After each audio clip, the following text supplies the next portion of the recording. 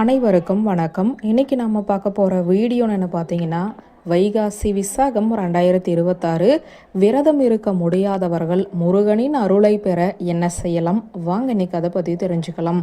முருகப்பெருமானின் அருளை பெறுவதற்குரிய மிக முக்கியமான விரதங்களில் ஒன்று வைகாசி விசாக விரதம். வைகாசி விசாகம் என்பது முருகப்பெருமான் அவதரித்த தினமாக கருதப்படுகிறது.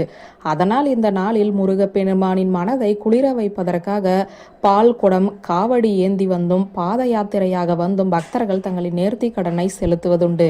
வைகாசி விசாகத்தை முன்னிட்டு விரதம் இருந்து முறையாக முருகனை வழிபட முடியாதவர்கள் முருகப்பெருமானின் அருளை பெற என்ன செய்யலாம் என்று தெரிந்து கொள்வோம். உதயாதி கால நேரப்படி பார்த்தால் மே 23ஆம் தேதி தான் சூரிய உதயத்தின் போது விசாக நட்சத்திரமும் பௌர்ணமியும் இணைந்து வருகிறது.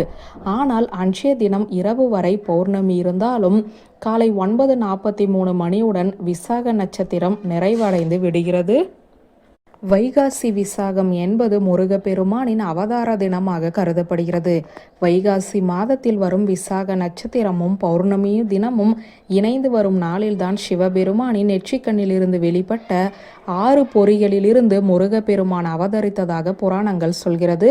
இந்த ஆண்டு வைகாசி விசாகம் மே 30ஆம் தேதி சனிக்கிழமை வருகிறது. வைகாசி விசாகம் அன்று விரதம் இருந்து முருகப்பெருமானை வழிபட்டால் வாழ்க்கையில் மாற்றம் வரும், வேலை, தொழில் ஆகியவை சிறக்கும், வெற்றிகள் கிடைக்கும், கஷ்டங்கள் தீரும், வேண்டுதல்கள் நிறைவேறும் என்பது நம்பிக்கை. வைகாசி விசாகத்தின் போது ஏராளமான முருக பக்தர்கள் முருகப்பெருமானின் அருளை பெறுவதற்காக 48 நாட்கள் விரதம் கடுமையாக விரதம் இருந்து பால்குடம் ஏந்தி நேர்த்து கடன் நிறைவேற்றுவது வழக்கம். அப்படி 48 நாட்கள் விரதம் இருக்க முடியாதவர்கள் 21, 11, 6, 1 என்ற எண்ணிக்கையில் தங்களால் முடிந்த நாட்கணக்கில் விரதம் இருந்து முருகப்பெருமானை வழிபடுவார்கள். சிலர் மாலை அணிந்தும் சிலர் மாலை அணியாமலும் வைகாசி விசாக விரதம் இருப்பது வழக்கம். ஆனால் இது எதுவுமே செய்ய முடியாது என்பவர்கள் முருகப்பெருமானின் அருளை பெறுவதற்கு என்ன செய்யலாம் என்பதைத்தான் தொடர்ந்து பார்க்க போகிறோம். வைகாசி விசாக விரதம் இருக்க முடியாதவர்கள் காலையில் 6 மணிக்கு முன்பாக எழுந்து குளித்துவிட்டு அருகில் இருக்கும் முருகன் கோவிலுக்கு சென்று வழிபட்டு வரலாம். முருகன் கோவிலில் முருகன் கோவிலில் 6 விளக்குகளை ஏற்றி வைத்து உங்களின் வேண்டுதல்களை சொல்லி மனதார வேண்டிக் கொள்ளுங்கள். எத்தனை நாட்கள் முடிகிறதோ அத்தனை நாட்கள் இந்த வேண்டுதலை செய்யலாம். ஒரே ஒரு நாள் வைகாசி விசாகம் அன்றுதான் இதை செய்ய முடியும் என்றாலும் செய்யலாம்.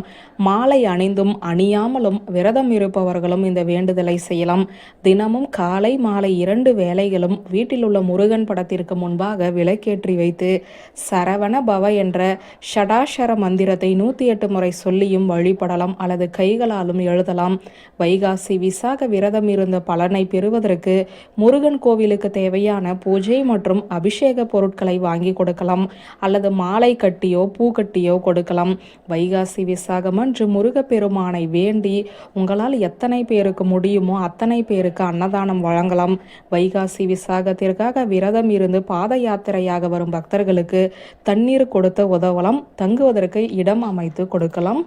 வியூவர்ஸ், இந்த வீடியோ உங்களுக்கு பிடித்திருந்த லைக், கமெண்ட், ஷேர் பண்ணுங்க. நன்றி.